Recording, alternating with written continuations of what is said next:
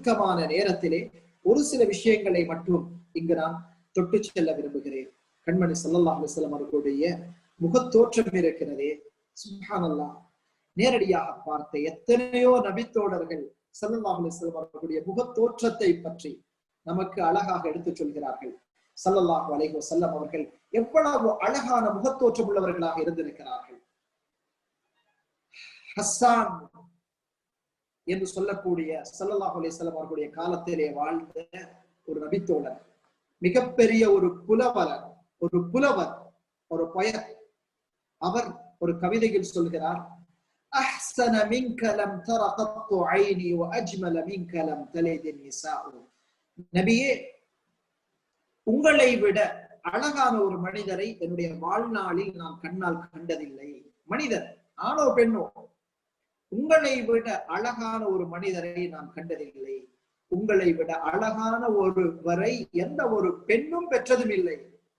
خُلِقْتَ مُبَرَّأً مِنْ كُلِّ عَيْبٍ خُلِقْتَ كَأَنَّكَ كَمَا تَشَاءُ.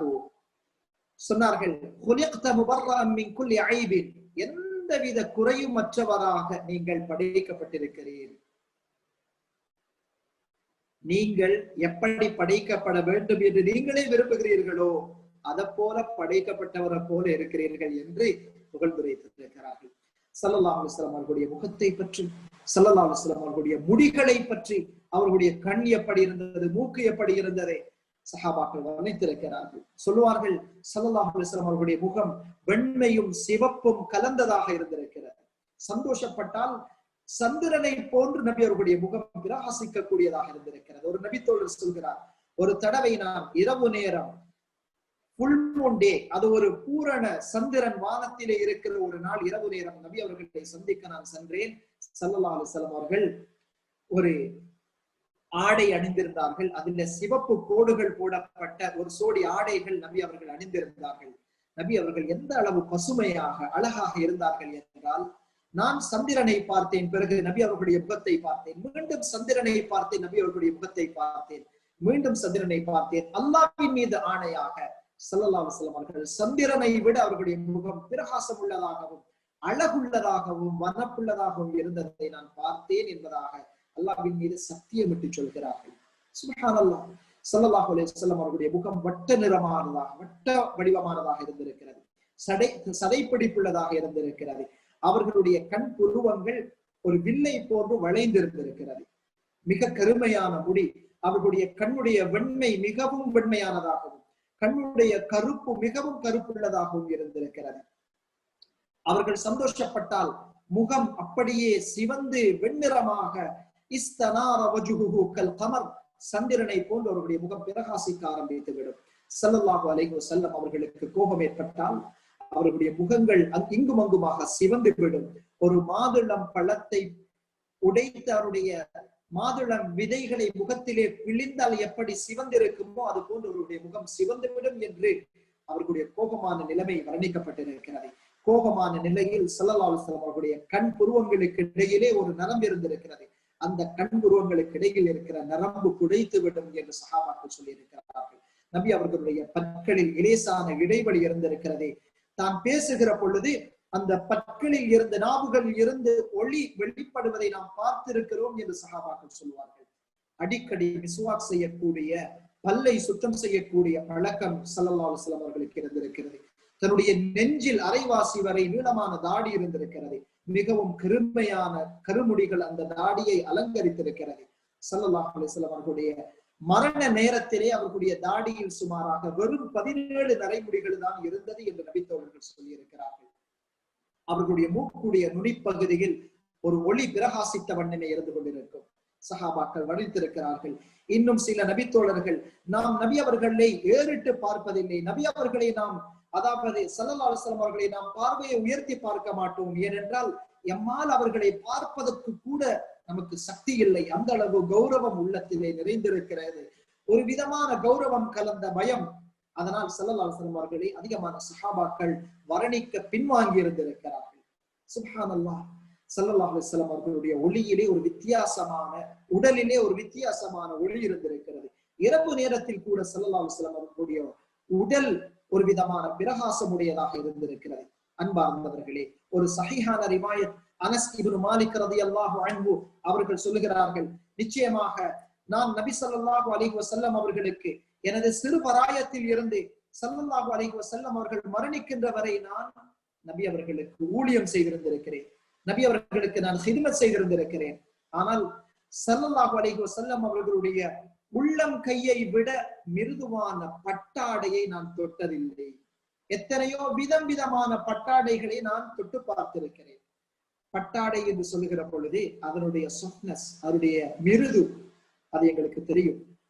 அனஸ் ரலியல்லாஹு அவர்கள் சொல்கிறார்கள், அல்லாஹ்வின் மீது ஆணையாக நான் விதம் விதமான பட்டாடைகளை தொட்டு பார்த்திருக்கிறேன். ஆனால் ஸல்லல்லாஹு அலைஹி வஸல்லம் அவர்களுடைய உள்ளம் கையை விட மிருதுவான ஒரு பட்டாடையை நான் தொட்டதில்லை. அடுத்ததாக சொல்கிறார்கள், அல்லாஹ்வின் மீது ஆணையாக நான் மிஸ்க் அம்பர் போன்று மிக விலை உயர்ந்த அத்தர் வகைகளை எல்லாம் நான் முகர்ந்திருக்கிறேன், அந்த வாசத்தை எல்லாம் நான் முகர்ந்திருக்கிறேன். ஆனால் ஸல்லல்லாஹு அலைஹி வஸல்லம் அவர்களுடைய வியர்வையை விட வாசமான ஒரு கஸ்தூரியை நான் என்னுடைய வாழ்நாளில் நுகர்ந்ததில்லை என்று சொல்கிறார்கள். அவர்கள் மிகைப்பு செய்யவில்லை, உண்மையை தான் சொன்னார்கள். உம்மு சுலைம் ரலியல்லாஹு அன்ஹா அவர்கள், நபி அவர்களுடைய உறவுக்கான ஒரு பெண், ஒரு தடவை நபி அவர்கள் பகல் நேரத்திலே அந்த பெண்ணுடைய வீட்டிலே கைலூலா, பகல் நேர தூக்கம், கொஞ்ச நேரம் உறங்கிக் கொண்டிருந்தார்கள். கடுமையான வெயில் காரணமாக ஸல்லல்லாஹு அலைஹி வஸல்லம் அவர்களுடைய உடலிலே வியர்வை துளிர்க்க ஆரம்பித்தது. சஹாபாக்கள் சொல்கிறார்கள், நபி அவர்களுக்கு வியர்க்க ஆரம்பித்து விட்டால் நபி அவர்களுடைய மனைவி ஆயிஷா ரலியல்லாஹு அவர்கள் கூட சொல்லி இருக்கிறார்கள், வஹி இறங்குகிற நேரத்துல வியர்க்கும், அது ஒவ்வொரு வியர்வையும் ஸல்லல்லாஹு அலைஹி வஸல்லம் அவர்களுடைய வியர்வைகள் ஒவ்வொரு முத்துக்களை போன்று நபி அவர்களுடைய நெற்றியில் இருந்து வடிந்து வருவதை நான் பார்த்திருக்கிறேன். சுப்ஹானல்லாஹ். அந்த பெண்மணி உம்மு சுலைம் நபி அவர்களுடைய வியர்வைகளை ஒரு குப்பியில் ஒரு குவளையில் ஒன்று சேர்க்க ஆரம்பிக்கிறார். ஸல்லல்லாஹு அலைஹி வஸல்லம் அவர்கள் திடீரென்று கண்ணை முழித்தார்கள். அந்த பெண் வியர்வைகளை அந்த நபி அவர்களுடைய விரிப்பிலே, அந்த தோலிலே இருக்கிற அந்த விரிப்பில் இருந்த வியர்வைகளை அந்த பெண் வலித்துக் கொண்டிருக்கிறார். கேட்டார்கள், உம்மு சுலைம் என்ன செய்கிறீர்? ஸல்லல்லாஹு அலைஹி வஸல்லம் அவர்கள் அந்த பெண் பதில் சொன்னார், யா ரசூலல்லாஹ், உங்களுடைய வியர்வைகளை நான் ஒன்று சேர்க்கிறேன், ஏனென்றால் இதத்தை நான் அத்தராக பாவிப்பதற்காக எனக்கு அனுமதித்தார்கள், ஏனென்றால் உங்களுடைய வியர்வை எங்களிடம் இருக்கிற அத்தர்களை விட வாசனை கூடியது என்பதாக சொன்னார்கள். சுப்ஹானல்லாஹ். ஸல்லல்லாஹு அலைஹி வஸல்லம் அவர்களுடைய முகம், அவர்களுடைய தோற்றம், அவர்களுடைய உடல், அவர்களுடைய கால், அவர்களுடைய நடை, அவர்களுடைய அசைவு எப்படி இருந்திருக்கிறது, எல்லாத்தையும் சஹாபாக்கள் சொல்லி இருக்கிறார். அன்பார்ந்தவர்களே, ஸல்லல்லாஹு அலைஹி வஸல்லம் அவர்களுடைய குணத்தை பற்றி பேசுவதாக இருந்தால் எங்களுடைய வாழ்நாள் முழுக்க பேசிக் கொண்டிருக்கலாம். அதைத்தான் மதரசாக்கள், அதைத்தான் யூனிவர்சிட்டிகள்ல ஹதீஸ் கலையை படிக்கக்கூடியவர்கள் செய்து கொண்டிருக்கிறார். ஸல்லல்லாஹு அலைஹி வஸல்லம் அவர்களுடைய குணம் எப்படி இருந்திருக்கிறார், எவ்வளவு மிருதுவான தன்மை கொண்டவர்களாக இருந்திருக்கிறார்கள். சுப்ஹானல்லாஹ். அன்பார்ந்த இஸ்லாமிய சகோதரர்களே, ஸல்லல்லாஹு அலைஹி வஸல்லம் அவர்களுடைய குணத்தை பற்றிய, அவர்களுடைய அருளை பற்றிய ஒரு சில விஷயங்களை மட்டும் இங்கு நான் தொட்டு செல்லலாம் என்று நினைக்கிறேன். இந்த குறுகிய நேரத்துல ஸல்லல்லாஹு அலைஹி வஸல்லம் அவர்கள் ஒரு தடவை ஒரு பயணம் செல்கிறார்கள். இந்த ஹதீஸ் அபூதாவுத்ல பதிவு செய்யப்பட்டிருக்கிறது. ஒரு தடவை ஒரு பயணம் செய்தார்கள். அந்த நேரத்திலே ஸல்லல்லாஹு அலைஹி வஸல்லம் அவர்களுடைய நபித்தோழர்களில் சிலர் ஸல்லல்லாஹு அலைஹி வஸல்லம் அவர்கள் சென்ற அந்த பயணத்தில் ஒரு பறவை குஞ்சு இருப்பதை கண்டு, ஒரு பறவையும் அதனுடைய குஞ்சுகளும் இருப்பதை கண்டார்கள். அந்த பறவையும் அதனுடைய குஞ்சுகளும் இருப்பதை பார்த்த அந்த நபித்தோழர்கள் அந்த பறவை குஞ்சை தம் வசம் எடுத்துக்கொண்டார்கள். சொல்லுகிறார் அந்த ஹதீஸ் அறிவிக்கக்கூடிய சஹாபி இப்னு மஸ்ஊத் ரலியல்லாஹு அன்ஹு அவர்கள் சொல்லுகிறார்கள், நான் பார்த்து கொண்டிருந்தேன் அந்த பறவை, அந்த ஹும்மரா என்று சொல்லக்கூடிய அந்த பறவை, அந்த சிட்டுக்குருவி, அது தன்னுடைய 2 சிறகுகளையும் அடித்து அடித்து நபி அவர்களுக்கு முன்னால் போய், நபி அவர்களுக்கு முன்னால் பறந்து நபி அவர்களுடன் ஏதோ பேசியது. நபி அவர்களுக்கு முன்னால் அந்த பறவை பேசியது. அது என்ன பேசியது தெரியாது. நபி அவர்கள் விரைந்து எழுந்து வந்து நம்மிடம் கேட்டார்கள், யார் இந்த பறவையுடைய குஞ்சுகளை எடுத்தது என்று நம்மிடம் கேட்டார்கள். நாம் சொன்னோம், யா ரசூலல்லாஹ், நாங்கள் தான் அந்த பறவை குஞ்சுகளை எடுத்தோம். நபி அவர்கள் சொன்னார்கள், அந்த பறவை குஞ்சுகளை திருப்பி அந்த தாயிடத்தில் ஒப்படைச்சிருங்க, அது இல்லத்துல வந்து அதை முறைப்படுகிறது என்று சொன்னார்கள். சுப்ஹானல்லாஹ். அந்த முறைப்பாட்டை ஸல்லல்லாஹு அலைஹி வஸல்லம் அவர்கள் அந்த பறவையை சொல்ல ஸல்லல்லாஹு அலைஹி வஸல்லம் அவர்கள் அந்த பறவையை திருப்பி கொடுக்க சொன்னார்களே. அன்பார்ந்தவர்களே, எவ்வளவு அற்புதமான விஷயம். ஸல்லல்லாஹு அலைஹி வஸல்லம் அவர்களுடைய இன்னும் ஒரு ஹதீஸ் பதிவு செய்யப்பட்டிருக்கிறது. ஸைத் இப்னு அர்கம் ரலியல்லாஹு அன்ஹு அவர்கள் சொல்கிறார்கள், மான் நபி அவர்களோடு பேசிய ஒரு வரலாறு. இந்த வரலாற்று தொடரில் ஒரு சில உலமாக்கள் இந்த அதாவது இந்த ஹதீஸுடைய ரிவாயத் சம்பந்தமாக சில விஷயங்கள் பேசி இருந்தாலும் வரலாறு என்று சொல்லுகிற பொழுது இது பதிவு செய்யப்பட்டிருக்கிறது. ஸல்லல்லாஹு அலைஹி வஸல்லம் ஒரு தடவை ஒரு இடத்திற்கு செல்கிறார்கள்.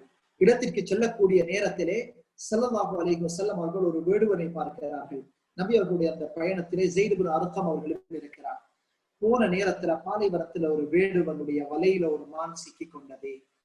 அந்த மான் சிக்கி கொண்டதை ஸல்லல்லாஹு அலைஹி வஸல்லம் அவர்கள் கண்டார்கள். சிக்கிக் கொண்ட மானுக்கு பக்கத்தால் நபி அவர்கள் நடந்து செல்லுகிற நேரத்தில் அந்த மான் அழுவதை பார்த்தார்கள். அந்த மான் ஏதோ நபி அவர்களோடு பேசியதோடு ஸல்லல்லாஹு அலைஹி வஸல்லம் அவர்கள் அந்த இடத்துல காத்து கொண்டிருந்தார்கள்.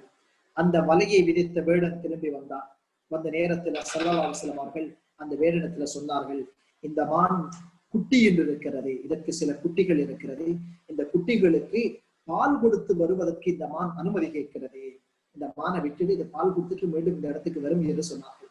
அந்த வேடன் மறுத்து விடுகிறார். அவன் சொல்லுகிறான், யார் இதற்கு உத்தரவாதம் அளிப்பது? ஸல்லல்லாஹு அலைஹி வஸல்லம் அவர்கள் சொன்னார்கள், நான் அந்த மானுக்கு பகரமாக நிற்கிறேன். அவர்கள் நிற்கிறார்கள். ஸல்லல்லாஹு அலைஹி வஸல்லம் அவர்கள் அந்த மானுக்கு பகரமாக நிற்கிறார்கள். நிற்கிற நேரத்துல அந்த மான் மீண்டும் செல்கிறதே, தன்னுடைய மலை அடிவாரத்துல தன்னுடைய குட்டிகளுக்கு எங்கோ மறைந்திருந்த குட்டிகளுக்கு பால் ஊட்டிட்டு அந்த மான் மீண்டும் வருவதை நாம் பார்த்தோம். மீண்டும் வந்து தன்னுடைய அதே இடத்திலே சேர்கிறது. சேர்ந்த நேரத்திலே இந்த ஆச்சரியமான காட்சியை பார்த்த அந்த அந்த அந்த கிராமவாசி, அந்த வேடுவன், அந்த வேடன் உடனே சொல்கிறான், இந்த மானை நான் உங்களுக்கு அன்பளிப்பாக கொடுக்கிறேன். அந்த நேரத்துல ஸல்லல்லாஹு அலைஹி வஸல்லம் அந்த மானை விட்டு விடுகிறார்கள். அந்த மான் ஸைத் இப்னு அர்கம் ரலியல்லாஹு அவர்கள் சொல்லுகிறார்கள், நான் சாட்சி சொல்கிறேன், அந்த மான் லா இலாஹ இல்லல்லாஹ் முஹம்மது ரசூலுல்லாஹ் என்று சொல்லி அந்த இடத்தை விட்டு போவதை நான் என்னுடைய காதுகளால் கேட்டேன் என்ற சம்பவம் பதிவு செய்யப்பட்டிருக்கிறது.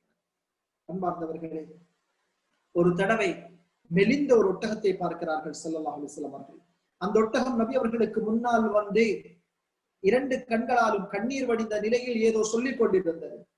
ஸல்லல்லாஹு அலைஹி வஸல்லம் அவர்கள் அந்த ஒட்டகத்தை பார்த்து பரிவோடு பார்த்து விட்டு அந்த ஒட்டக சொந்தக்காரனை அழைத்து சொன்னார்கள், உன்னுடைய ஒட்டகம் இடத்துல முறைப்படுகிறது, நீ அதற்கு சாப்பாடு கொடுப்பதில்லை என்பதாக மட்டுமல்ல, அதனால் சுமக்க முடியாத வேலைகளை எல்லாம் நீ அதனூடாக வாங்குவதாக அந்த ஒட்டகம் இடத்துல முறைப்படுகிறது என்றார். இதைவிட ஆச்சரியமாக அன்பார்ந்தவர்களே, ஸல்லல்லாஹு அலைஹி வஸல்லம் அவர்களுடைய ஒரு தருணம், நபி அவர்கள் இருக்கிறார்கள்.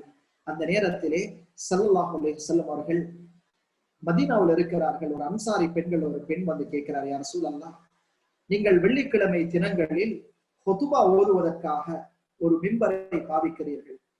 அந்த மிம்பர் ஒரு ஈச்சம் மரத்துடைய ஒரு ஈச்சம் குற்றிக்கு மேல் ஏறி ஸல்லல்லாஹு அலைஹி வஸல்லம் அவர்கள் வெள்ளிக்கிழமைகளில் ஜும்மா பிரசங்கம் நிகழ்த்துவார்கள். அந்த பெண் சொன்னார், யா ரசூலல்லாஹ், உங்களுக்காக நான் ஒரு மேடை, ஒரு மிம்பர் தயாரித்து தரட்டுமா? எனக்கு அந்த அதாவது அந்த மிம்பர் தயாரிக்கக்கூடிய திறமை இருக்கிறது. ஸல்லல்லாஹு அலைஹி வஸல்லம் அவர்கள் அனுமதி கொடுத்தார்கள். அந்த பெண்மணியும் அந்த மிம்பரை தயார் செய்து கொண்டு வந்ததோடையே ஸல்லல்லாஹு அலைஹி வஸல்லம் அவர்கள் அந்த வெள்ளிக்கிழமை அந்த ஈச்சம் குற்றியை ஓரமாக்கி விட்டு அந்த மிம்பருக்கு மேல் ஏறி ஜும்மாவுடைய ஹுத்துபாவை ஆரம்பித்தார்கள். அந்த பள்ளி வாசலில் குழுமிய மஸ்ஜிது நபவியில் குழுமியிருந்த நபித்தோழர்கள் சொல்கிறார்கள், ஹுத்துபா ஆரம்பித்து கொஞ்ச நேரம் போற நேரத்துல ஒரு ஒட்டகை குட்டி அழுவது போன்று ஒரு அழுகை ஓசை வந்து கொண்டே இருந்தது பள்ளிவாசலுக்குள் இருந்து.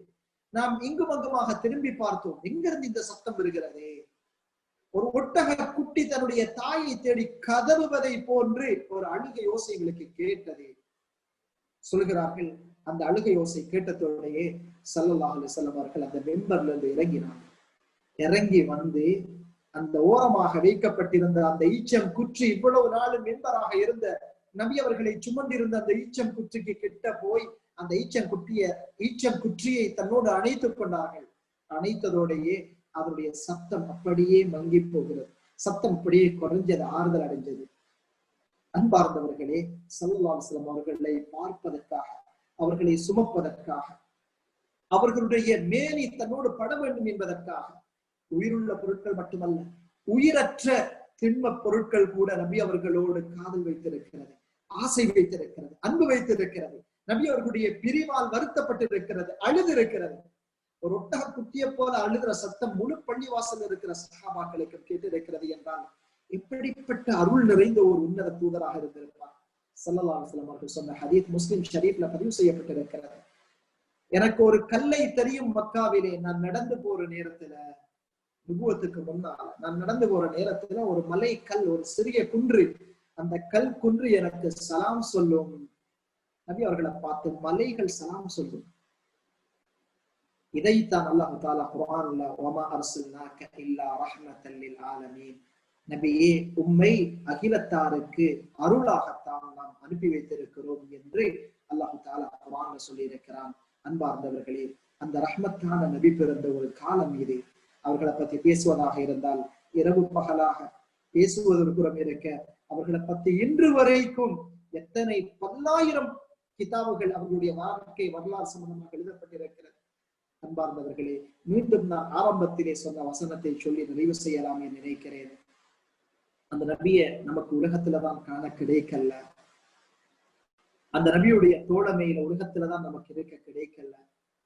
ஆனால் அந்த ஸல்லல்லாஹு அலைஹி வஸல்லம் அவர்களோடு மறுமையில் இருப்பதற்குரிய பாக்கியத்தை, சந்தர்ப்ப சூழ்நிலையை அல்லாஹு தஆலா நம் அனைவருக்கும் தந்திருக்கிறார். அல்லாஹு தஆலா அதை நிஜப்படுத்தியும் வைப்பானாக. அந்த ஸல்லல்லாஹு அலைஹி வஸல்லம் அவர்களுடைய அன்பை எங்களுடைய உள்ளத்துக்குள்ள நாங்கள் நிறைச்சு கொள்வோமாக இருந்தால், அந்த நபி அவர்களுடைய வாழ்வை நாம் நிச்சயமாக பின்பற்றுவோம். நபி அவர்களை நான் நேசிக்கிறேன் என்பதற்குரிய அடையாளம் என்ன தெரியுமா? ஆணாக நான் இருக்கலாம், பெண்ணாக இருக்கலாம், வெளிநாட்டுல இருக்கலாம், உள்நாட்டுல இருக்கலாம், எங்கேயும் இருக்கலாம், இரவிலோ பகலிலோ, நபி அவங்க எப்படி வாழ்ந்திருக்கிறாங்க, நபி ஸல்லல்லாஹு அலைஹி வஸல்லம் அவர்கள் எப்படி சாப்பிட்டு இருக்கிறாங்க, ஸல்லல்லாஹு அலைஹி வஸல்லம் அவர்கள் எப்படி பயணித்திருந்திருக்கிறாங்க, பயணத்துல எப்படி அல்லாஹ்விடத்துல பிரார்த்தித்திருந்திருக்கிறாங்க, தன்னுடைய வாழ்நாள்ல நபி அவர்களுடைய ஜிக்ர், நபி அவர்களுடைய திலாவத், நபி அவர்களுடைய குடும்ப வாழ்வு, நபி அவர்களுடைய உறவுகளோடு உள்ள வாழ்வு, நபி அவர்களுடைய பண்பு, இதெல்லாம் எப்படி இருந்திருக்கிறது. இதை நானும் நீங்களும் கற்றுக்கொள்ள வேண்டும். எதற்காக? அறிவை தேடி சும்மா இருப்பதற்காக அல்ல. அதை தேடி அதை போன்ற குணத்துல கொஞ்சத்தையாவது நாங்கள் எடுத்துக்கொண்டா அல்லாஹு தஆலா நிச்சயமாக எங்களை மன்னிக்க மாட்டானா? அன்பார்ந்தவர்களே, அந்த நபியை பற்றிய அன்பு, அந்த நபியை பற்றிய அந்த காதல், அந்த அன்பு எங்களுடைய உள்ளத்துல வருமாக இருந்தால் நிச்சயமாக அந்த நபியை நாங்கள் பின்பற்றுவோம். நாங்கள் அந்த நபியை பின்பற்றினா எங்களுக்கு கிடைக்கிற கூலிதான் ஆரம்பத்தில் ஓதி காண்பிக்கப்பட்ட அந்த திருமறை வசனம், குல் இன் குன்தும் துஹிப்பூனல்லாஹ ஃபத்தபிஊனி யுஹ்பிபுகுமுல்லாஹ் வ யக்ஃபிர் லகும் துனூபகும் வல்லாஹு கஃபூருர் ரஹீம். நபியே, அந்த மனிதர்களுக்கு நீங்கள் சொல்லுங்கள், நீங்கள் அல்லாஹ்வை நேசிக்கக்கூடியவர்களாக இருந்தால் என்னை பின்பற்றுங்கள், அல்லாஹ் உங்களை நேசிப்பான், உங்களுடைய பாவங்களையும் மன்னித்து விடுவான். அல்லாஹ் நிச்சயமாக மிகவும் அருள் மிக்கவனாக, பாவங்களை மன்னிக்கக்கூடியவனாக இருக்கிறார் என்ற திருமறை வசனம். அல்லாஹு தஆலா எங்களுடைய பாவங்களை மன்னித்தல்வானாக. யா அல்லாஹ்